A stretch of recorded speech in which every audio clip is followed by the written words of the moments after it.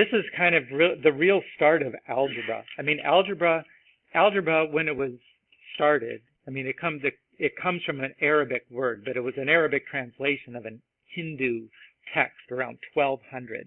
You know, it was a long time ago. And it ended up being, it's Al-Jabr, G-A-B-R was the last part of it. But in English, it always has been called algebra. It was considered the science of the equations.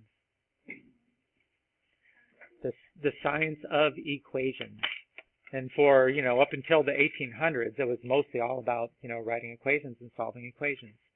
But in today's education world, algebra is seen as kind of equivalent to problem solving. And since everybody says we want to teach students to be problem solvers, to be critical thinkers, you know, this is the class, and this is where we start to get into that, you know, solving equations. So somewhat of a momentous day. I would expect we'll have our quiz on the 6th, and our test will be on the 16th. And we'll go, you know, we do 2 lessons today. They're both pretty, I'm guessing that you'll find them easy. I don't even know, maybe you've done some of this before. Maybe in your algebra 1, your pre-algebra, you actually do a little bit of this first part of solving equations. Very possible. So today we do 1-step and 2-step equations. Then we do multi-step equations, that's 3-3. Then you do variables on both sides equations, that's 3-4. And then we skip over proportions and percents and stuff, because it's not in the SOL, even though it's really useful to know, but it's not in the SOL, so it's not in the curriculum. And then we jump to 3.8, which is the one that's probably the hardest, which is what do you do when you've got an equation that has more than one variable, and you've got to solve for one of them. You could have an equation that's like all letters, and there's no numbers. How do you solve for just one letter? That's called a literal equation or a formula. Okay, so that's the... So remember that in math, in this kind of math, we're dealing with 3 things, right? Expressions, equations, and functions. Expressions is pretty much what we've done up till now. You know, an expression can be something as easy as, you know, I've got to get my pen on, turn it to blue. It could be something like 2x plus 1. And an equation would be 0 equals 2x plus 1. And a function would be y equals 2x plus 1. Right, so the difference between an expression and an equation is an equation's got an equal sign. And a function has an equal sign, but it has 2 variables. So where we can solve an equation, that's what we're learning how to do now. We can't really solve explicitly a function because there's 2 variables. We can plug in, we can evaluate the expression on the right, and that'll become the value of y. And then we can do that for a whole bunch of values of x and get a whole bunch of values of y, and then we can plot all those points. That'd be a graph, right? So we graph functions, solve equations. We either evaluate by plugging in a number, or we simplify by combining like terms, right? That's the stuff we've been doing pretty much up till now. Now we're jumping to this step right here. Now, what does it mean to solve an equation? It means to find the value of the variable, right? There's a variable in it. You need to find the value. How do you do that? You isolate the variable on one side of the equal sign by doing operations to both sides, right? Until you've got the variable alone on one side of the equal sign, your answer, the solution will be whatever is on the other side. That's the basics. Up until about, when we get to the next level of function, which is called a quadratic, then it's not quite so easy, but still mostly the same. Isolate a variable. Isolate variables by doing operations to both sides of the equation. So here's an example, right? A very basic equation, which you might be able to figure out without actually doing the math, right? In your head, you might be able to say, oh, if a variable plus 7 equals 4, then what would that have been? But we're trying to learn the steps in the process, and we need to show the steps when we do it. this particular problem, why is the x not isolated? What's with the x that we need to get rid of so that it is isolated? The +7, right? So wherever you see that's with the variable, and you have to figure out, well, what's the operation going on in between the variable and that number, and then do the inverse of it. Like, what do you think would be the inverse of adding 7? Subtract 7, right? So you subtract. And they're showing it here, right? There's a -7, and there's a -7. Okay, now, I mean, this is why we do a lot of this property stuff and everything like in the first 2 chapters. Now, you know, where did the 7 minus 7 go? Here. They cancel out, right? That's an additive inverse. I mean, it equals 0. Or it's just a simplification. And that's why 7 minus 7 just cancels according to the properties that we did before, and you just have the x. We isolated the x. Now on the right side, we simplify. 4 minus 7 is -3. And again, how do we do the 4 minus 7? With the things we did in the first couple chapters. How can I confirm that that's the right answer? Abby? Plug it in. I mean, really, it gets back to evaluating an expression. Or like we did in part of what we did before, remember the section where we said, check to see whether this number is a solution to the equation or inequality. I mean, that's what we're doing. We're just going to plug in this -3 in the original equation and see that the left side equals the right side. I mean, I'm going to show this because it's actually it's part of the SOLs that we know how to check solutions. So I'm sure we should do this. So here's my check. -3 plus 7 equals 4. You know, for a basic equation like that, you know, it may seem kind of silly to do all this, but usually when you do that, you put a question mark over the equal sign because until you simplify the left, you really don't know, right? So -3 plus 7 equals 4, question mark. You would say it like this. And then you say, oh, but that's 4. And 4 equals 4, so check. That's good.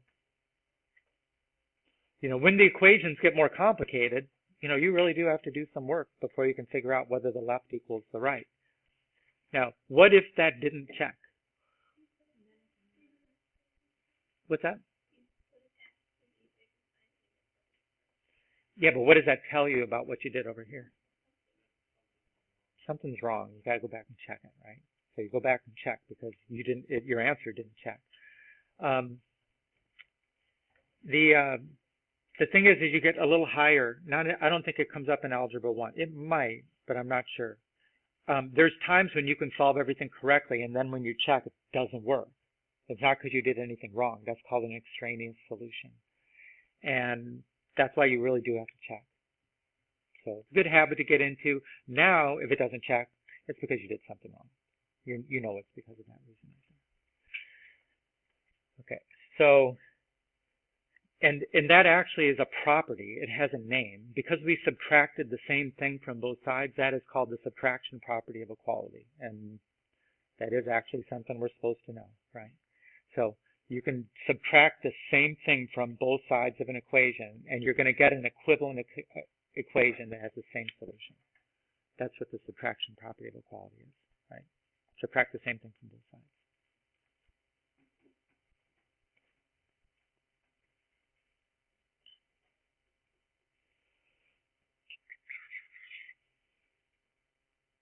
Now, this next example is being shown in 2 ways, right? It's being shown like the last example was, but it's actually, and they're calling that a horizontal format. And it's also being shown in what they're calling a vertical format. And to tell you the truth, I mean, I'm always going to be doing vertical format. I think that this is kind of impractical for most of us because let's say that I've written down the original equation right there, and I want to subtract, or I want to add 12 to both sides. I mean, without having to rewrite the equation and make sure I move it over so that there's room for a 12, you know, it gets kind of messy. Here, I can just like right underneath the -12 put +12, right? So that's always why I do it, because I just think it's more convenient. And you're not wrong to do it like this, but that's the way I'll be doing it over there. And in this problem, the x is not isolated. What's with it? There's a minus 12, right? And so the inverse operation of a subtraction is an addition, so we add 12 to both sides, right? Plus 12, plus 12, plus 12, plus 12. And when you add them up, right, the negative 12 plus 12 cancel. We don't even write it down, right? 3 plus 12 is 15. Again, how can you check? You could go back up here and just say, you don't necessarily have to write it down every time, but 15 minus 12 is 3. 3 equals 3. Check. Good to go. Right? Now, here's a surprise. When you add the same thing to both sides, that's called the addition property of equality. I mean, there really will be questions where you're asked, you know, what's the property here? And that's all they're looking for. It sounds like, do we really need a name for that? We really need a name for that. There's others that are maybe not quite so obvious and that sometimes confuse me, but I'll throw them up at the end. So go ahead and try to solve those two equations. So on the one on the left, we would have done a minus 7 to both sides, and I'm showing it in vertical format. That's a terrible minus.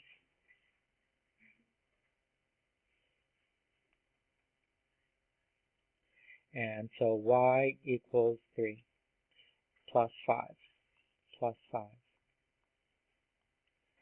X equals 8. Right? That's all you have to show. But you should show that. So division property of equality, what do you think that'll be? Divide both sides by the same thing. So here's an example. The x is not alone on the left side of the equal sign. It's being multiplied by negative 6. What do you think is the inverse operation of multiplying? Division. So you divide both sides by negative 6. Right? Sometimes when I divide, I tend to show it on a new line just because then otherwise I don't actually see the original equation of what I did. So I'll go negative 6x divided by negative 6 equals 48 divided by negative 6. So the negative 6 over negative 6 is, I'm saying on the left, the negative 6 divided by negative 6 is, anything divided by itself is 1. And we don't need to write 1 times x. We just say x equals, right? And what do you think is the most common mistake on the right? The sign. You forget the sign, you know. Positive 48 divided by negative 6 makes a negative 8. Like that. And so go ahead and try those two. Same thing. So how did you isolate the x here? Divide by 4, right? 4 is multiplying. So you need an inverse operation of a multiply would be a divide, so divide both sides. It may sound silly, you know, to always keep breaking it down like that, but there's plenty of times that I've seen that on one side you'll put the 4 there, and then over here it turns into a subtraction. Then it's subtracting 4 from the other side. You got to keep in mind, you know, this was the operation in between the 4 and the x was a multiply, so you divide both sides by the same thing. Don't do one operation on the left and one on the right. Right, so this is 4x divide 4 equals 48 divide 4. 4 over 4 is 1. Don't need to write the 1. 12. Everybody get 12? Negative 65 divided by negative 5 equals negative 5. Y divided by negative 5. Negative 5 divided by negative 5 is 1. What's negative 65 divided by negative 5? Negative 12. Oh, just kidding. Negative divided by negative is what? It's positive. So that's, again, that's going to be a common mistake, right? So this will be positive 13. Now, is there a problem with the fact that I solve for the variable and the variable is actually on the right side? No. Okay. So here's if I switch sides like that, if I say if 13 equals y, then y equals 13. That's actually a property. That is called the symmetric property of equality.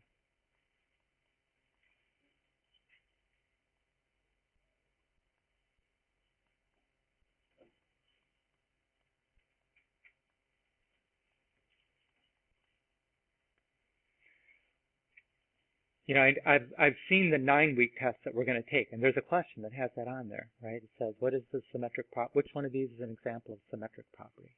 That's what it's asking. Okay. And there's another one that kind of sounds like it or make you think it's the same, but it's not the same. And I'll do that in a minute. I'm sure it'll come up.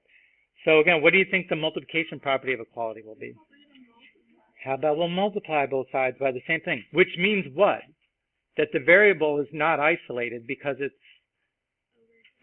being divided by something. So you got to do the inverse of it. You got to multiply. So here's our example. I'm going to rewrite it. I don't like the word being there. So x divided by 4 equals 5. Which, by the way, okay, just in case you know, is the same thing as saying 1/4 x equals 5. Right? Those are the same. But just dealing with the one on the left, x is not isolated. It's being divided by 4. What's the inverse operation of the division? Multiplication. So you multiply both sides times 4, right? So this will become 4 times x over 4 equals 4 times 5. I mean, you could think of what's on the left there. It's like I'm multiplying fractions. You know, oh, do I have to put 4 over 1 and then multiply numerators and multiply denominators? No, just cancel the 4s, right? There's a 4 in the numerator, there's a 4 in the denominator, cancel. That's what you want to get in the habit of doing, right? So now we have x equals 20.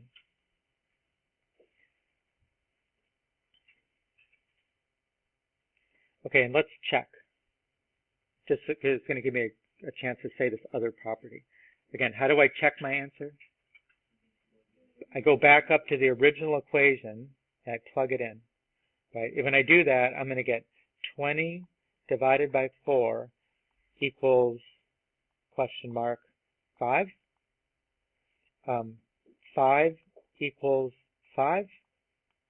Is that true? Believe it or not, that's a property. That's called reflexive property. I always think of it like reflection, you know, it's the same thing.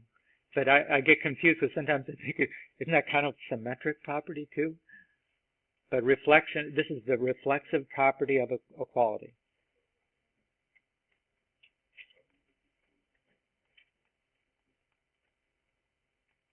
Reflexive property. I mean, you kind of wouldn't think you need a property for that. Left.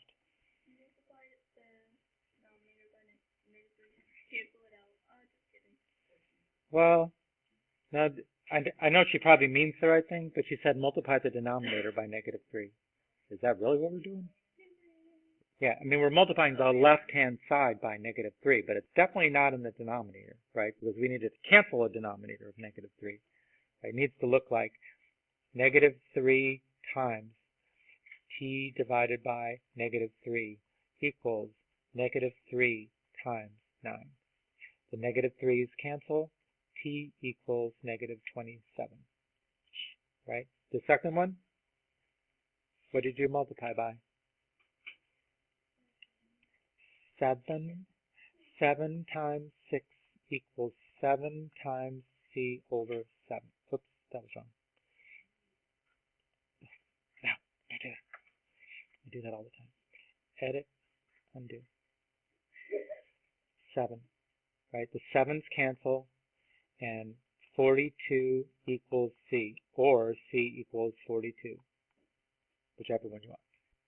I mean, I do switch the sides all the time because I don't like having the variable on the right. But if you're comfortable with it, that's fine.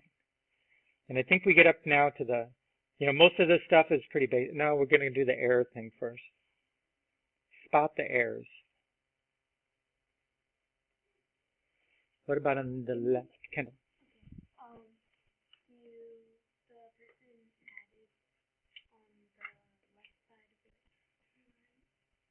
Well, they actually, on the right side, it was a plus 3.8. On the left side, it was a minus. What's wrong with that? It's got to be the same operation, right? The property of equality is whatever you do to one side, you do to the other. What's the mistake over here? Okay, you had to multiply both sides by 3. Right? In fact, it kind of looks like they didn't even multiply both sides, or all they did is like on one side, they introduced a divide by 3. So at first it needed to be a multiply. Second, you never do something to one side and not the other. It's got to be both. I like these error analysis things. I really do. Okay, now, if I'm looking at the equations here, both of them, the variable is not isolated. It's being multiplied by a fraction. So you might think, okay, well, the inverse operation of multiplying is division. So we're going to divide both sides by 5/6. So if you remember what we did near the end of the last stuff that we learned, when you the division is the same thing as multiplying by the reciprocal. And generally, we don't take a step and divide by 5/6 and then turn that into a multiplication times 6/5. We actually multiply by 6/5 directly. So if you've got a fraction in front of the variable, multiply both sides by the reciprocal. Don't divide by 5/6. Multiply by 6/5. Now, if you divide by 5/6 and then turn that into multiplication, you could be right. You could be, but really, you want to think of it as a multiply by 6/5. So that would look like this, right? 6/5 times 5/6 W equals 6/5 times 10. Now, what do you get when you multiply 6/5 times 5/6? The 6's cancel, the 5's cancel, you get 1. So this is W. That's how it isolates the variable, right? Because it cancels numerators and denominators. And then, how do you multiply 6/5 times 10? Micah? Okay, you could put a 1 under the 10 and then multiply straight across to get 60 over 5. Or you would cancel. 5 goes into 10 2 times. So this is 12. In either case, if you get 60 over 5, you got to simplify it. Try to do the 14 as you're looking at the one that's on the left for your example. So what did you do to isolate P?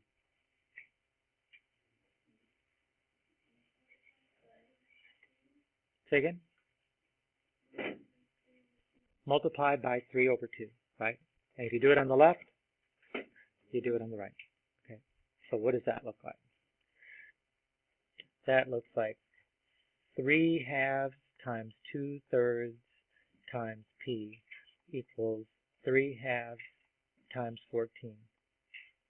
Right? The 3's cancel, the 2's cancel. P equals 2 goes into 14 7 times. 3 times 7 is 21. Did we get 21?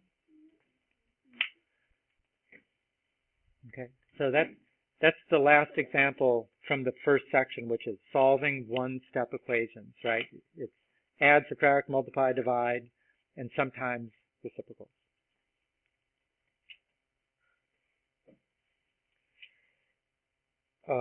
This is going to be, okay, I'm going to do one on the left and you can do the one on the right. Okay. And I think the reason I put this in is because of the negatives, just to get practice working with negatives, because that's where we're going to make some mistakes. What is the reciprocal of -3/4? negative 4/3, right? So if you have a negative, make sure that the inverse, the reciprocal, is also negative, because it needs to be negative times negative is positive. Do you have a question? Can I do it like, can we switch it to like negative 4 over 5b equals negative 8? We can switch that. Sure. If you want to switch sides, yeah, remember that's symmetric property. If you want to switch the 16, I'm going to show this one here, right? I'm going to multiply by negative 4/3 times 9 equals negative 4/3 times negative 3/4 times m. And again, that all cancels and just leaves m. And then what is negative 4/3 times 9?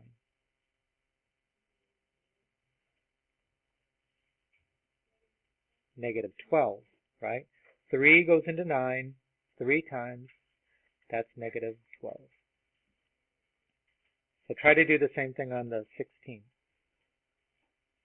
So what was the reciprocal of negative 4/5? Negative 5/4. So negative 5/4 times negative 8 equals negative 5/4 times negative 4/5 v. And all this cancels, and you just get v.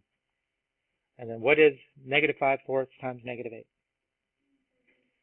Is it positive or negative? Positive. And 4 goes into 8 2 times, so that makes 10. Right? Should have been 10. Okay. So now these are called two-step equations. This comes from the next section, because actually the variable is not alone, but it's got more than one thing with it. So you're going to have to do more than one thing. What are the two things that are with the x in this problem? It's got a divide by 2 and it's got a plus 5. So the question is like, well, which one am I going to do first? Portia? Yeah, I mean, in the book, the way they explain it is, they don't say like all the time. They say usually it's kind of a reverse order of PEMDAS. You know, you would always, because there's a divide and an addition, you would undo the addition first. I always like to think of it as, if there's a term that doesn't have a variable in it, you need to get rid of that first. That'd be the first step. But you know, it's not wrong to think of it like, let's do a reverse PEMDAS on this, which means that if, as a first step, subtract 5.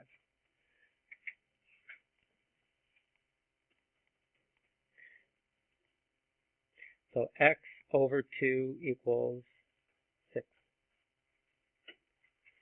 And then we're going to multiply by 2, because now it's only being divided by one thing. So times 2, 2 times x over 2 equals 2 times 6. So the 2's cancel, 12. Now, what would have happened? Yeah, Victoria. What if you chose to multiply by 2 first? Does that mean you can get it wrong? You can get it right. You can. If you do it correctly, you can still get it right. Usually when students do that first, they don't do it right. I mean, if I multiply by 2, then what do I have to do?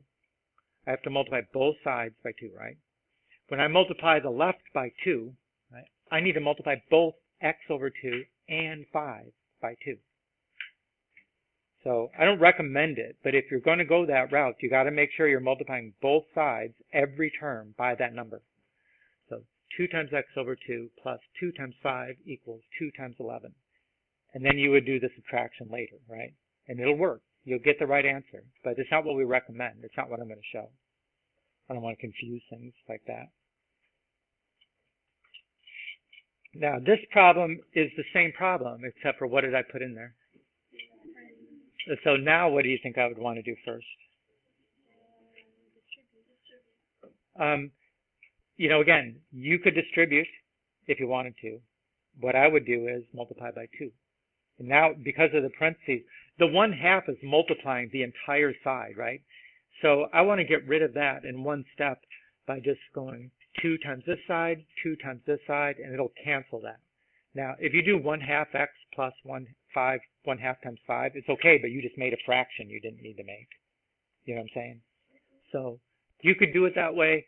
And I find that most of the time when students are given this kind of problem, they always distribute first, which I think is actually not the easier way to go. Right? It'd be easier to go like this. 2 times 1/2 times x plus 5 equals 2 times 11. Now these 2's cancel, but I still have x plus 5 equals 22. And then that's a simple, yeah. Did I what?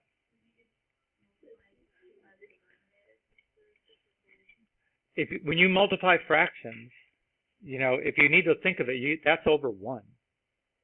So you would multiply with times 1. You don't multiply. It's another common mistake, right? You don't multiply 2 times 1 and 2 times 2, right? It's just the numerator, or just cancel this 2, like that.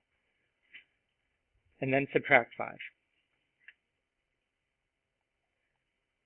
What is 22 minus 5? 15. Incorrect. I said the answer, sorry. 17. So introducing those parentheses changed the answer, right? It was 12, and introducing the parentheses, now it's 17. Okay, I'm going to do the one on the left, and then you can do the one on the right. 2 steps. The first one, the x is being multiplied by 5, and there's a plus 9 after. So what would be my first step to isolate? Subtract 9, and then divide by 5. Okay.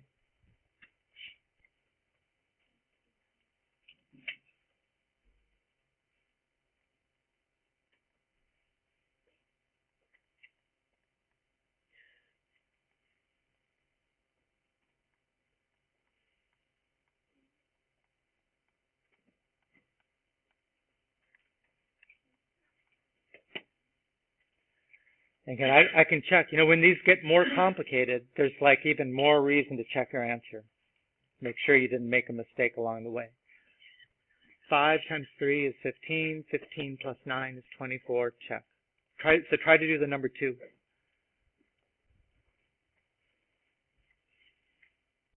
That in your pre-algebra, whatever you had, did you do this much of solving equations already? Okay. Amazing. Amazing. Okay, so add 4.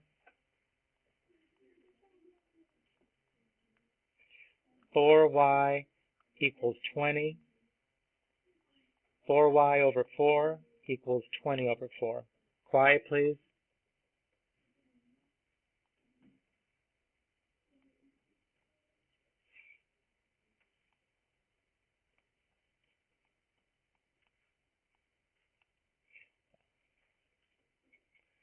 So try that one. So again, there's divide 3 and a minus 7. The first thing to get rid of is probably the minus 7, so add 7. Add 7, plus 7. 6 equals z divided by 3. And then get rid of the divide 3 by multiply by 3. And I'm just going to show it on the same line. 3 cancels 3. Z equals 18. Or, on the left, Z equals 18. Symmetric property of equality. Okay, then the other kind of, you know, right now, if you had to isolate the variable, in fact, the variable is in 2 different terms. So how do you isolate? Well, Combine like terms. they're like terms, so you combine them first, right? So 7x. So I guess in that step, it's a 2-stepper, right? The first step is actually combining like terms. What is 7x minus 4x? 3x. And then divide by 3.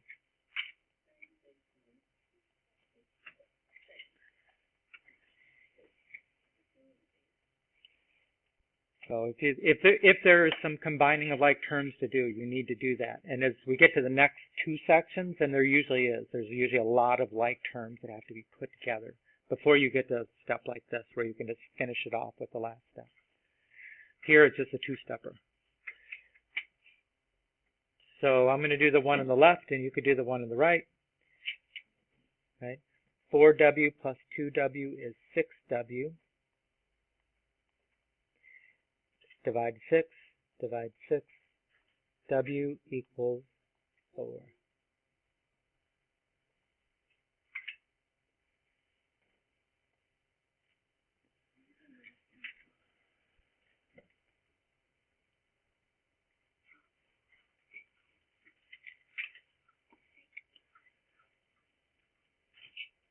What's the answer, Katie? How many got 7 for an answer? 7. Correct. 8t minus 3t is 5t. Divide by 5. Divide by 5. T equals 7. Spot the errors in these two-step problems.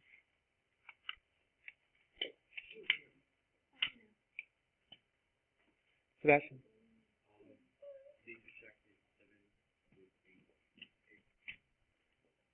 So what was wrong with that?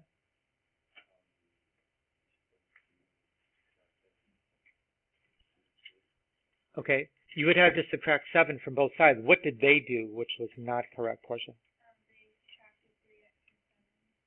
And why is that not allowed?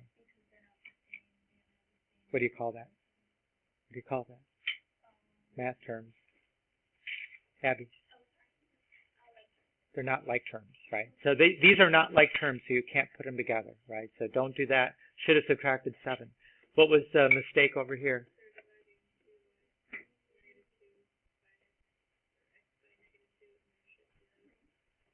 Yeah. I mean, there's nothing wrong to divide both sides by -2, right? I mean, you could still be right when you do that, but what they've done from here to here is just not right. Yeah. Yeah, I mean, that's what they should have done. Should have added like terms, right? -2x plus x is -x. Okay. What do you do if you get to that spot? What if they'd done this part? They'd done the correct part to get to -x equals 10. Is that solved for x? It's not solved for x, right? Because it's got a negative in front of it. So what are you going to do to solve for x? Multiply by -1. And why does that work? Because of the multiplication property of -1, right? It was a thing we learned in the last section. So, I mean, you could think of it like, oh, we're multiplying by -1. I'm going to divide both sides by -1. It's fine. You know, it's essentially the same thing. But most of the time, I would think of it as a multiplying situation. Right? So, multiply -1 times -x, and that flips the sign. And then you got to multiply -1 times 10, and that flips the sign. That is not this problem. No, that is that problem. Okay, one of the SOLs says we're supposed to do real world stuff, right? So, how many dive? Any divers in here? Come on, you're right next to the ocean, right? You did one time? And you lived? And you lived?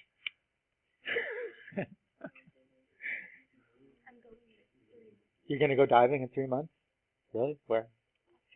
In Australia. Woo! The Great Barrier Reef? Someplace like that. And it's north of the... I've never gone diving. Okay, so let's see. The pressure at the surface of the water is 2,117 pounds per square foot. Right? The pressure increases at a rate of 64 pounds per square foot for each foot the diver descends. Find the depth at which the diver experiences a pressure of 8,517 pounds. So first we need to come up with an expression that just describes what's the pressure at any depth, right? So what do we know? The starting point is 2,117, right? But it's going to increase, right? As you go low, why does the pressure increase when you go lower? Yeah, you're going deeper. Just you have to think. I mean, even in the atmosphere, the pressure is the weight of everything that's pressing down on you. You know, when you go down deeper, you got more water on top of you pressing down. You know, so that's why. And then how much is it increasing from that number as you go down? 64, right? And so what is the variable? What do we want to call our variable? How about D for depth? Depth in feet. So this is plus 64D. Okay, now 2,117 plus 6. We want to know, when is that expression equal to 8,517? What are they asking us to do now? Solve, right? So here's our first use of calculators. So the calculators are going to be out here for you guys from now on.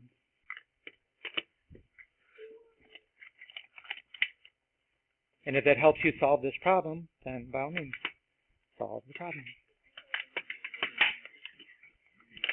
Okay.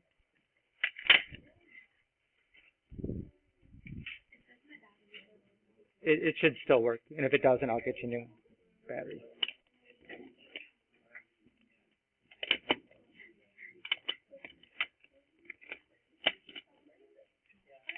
Solve the equation, right? Now you got the tool to do it.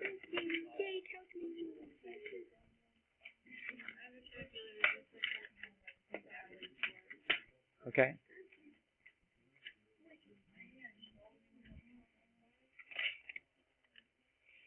Who still needs? Una, do it. 1, 2, 3, 4. About 4, right? I'll bring 5 just in case.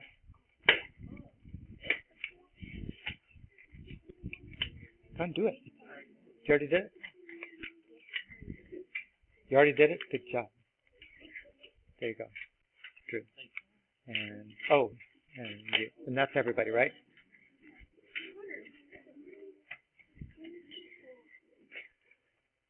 So what did you do first to isolate variable D? Subtract 2,117.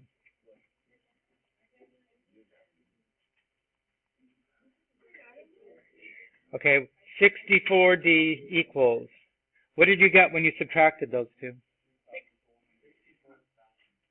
6,400, right? That's not good. And now, how do you, one last step to solve for the divide by 64.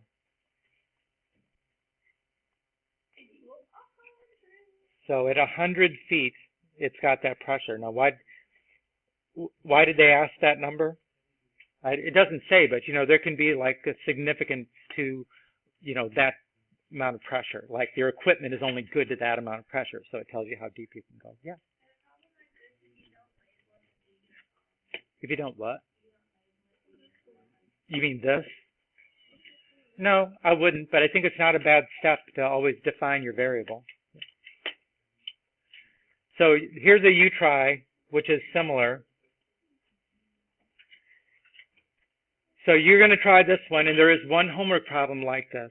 Okay, Kim has a job where she makes $8 per hour plus tips. Yesterday, Kim made $53, 13 of which was from tips. How many hours did she work? Right? Try to write an equation that you can solve. I imagine most of you, if you weren't trying to do it like this, you'd figure this out without too much trouble. It's like trying to turn it into a algebraic equation and then solve it that gets harder. 5, and you probably would have just sat down and figured that out, right? Oh, she made 53 and 13 were from tips, so how much was not from tips? 40. So if you're making $8 an hour, how many hours did you work? 5. I mean, you probably would have done that, especially if you were working for tips. It wouldn't have taken you very long, which is kind of a fun job. So here, I would define, to do this right, I would say H equals hours. And then I would say she's going to make $8 per hour times H hours plus $13 in tips. And we know it all added up to 53.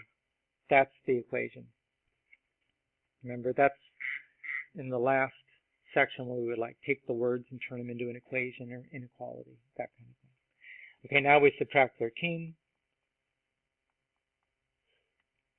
8h equals 40. Divide 8, divide 8, so h equals 5. Does that sound reasonable? It sounds reasonable, right? I mean, in effect, we just went through a problem-solving process. We were presented with a real-world problem, we modeled it with a math equation, we solved the math equation, and then the last thing is just go back and, does it seem reasonable? Yeah, it seems reasonable. If it doesn't seem reasonable, go back to the drawing board. So that's what we did, solved 1- and 2-step equations, which now we know is all review for you, so I can ask you really hard questions. We'll have a quiz next class over the radical stuff, and we'll be without a calculator too.